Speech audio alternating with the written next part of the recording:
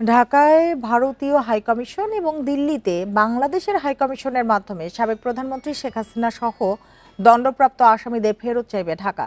রায়ের পর পররাষ্ট্র মন্ত্রণালয়ের ব্রিফিংয়ে উপদেষ্টা তৌহিদ হোসেন একথা বলেন। তিনি বলেন, স্থানীয়ভাবে ভারতীয় হাইকমিশন এবং দিল্লিতে বাংলাদেশের হাইকমিশনের মাধ্যমে দণ্ডপ্রাপ্ত আসামিদের ফেরত চাওয়া হবে।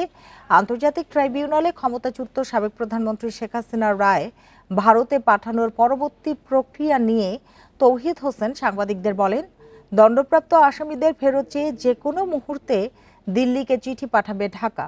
চিঠির পর ভারতের প্রতিক্রিয়া দেখে বাংলাদেশ পরবর্তী পদক্ষেপ নেবে বলেও জানান পররাষ্ট্র উপদেষ্টা।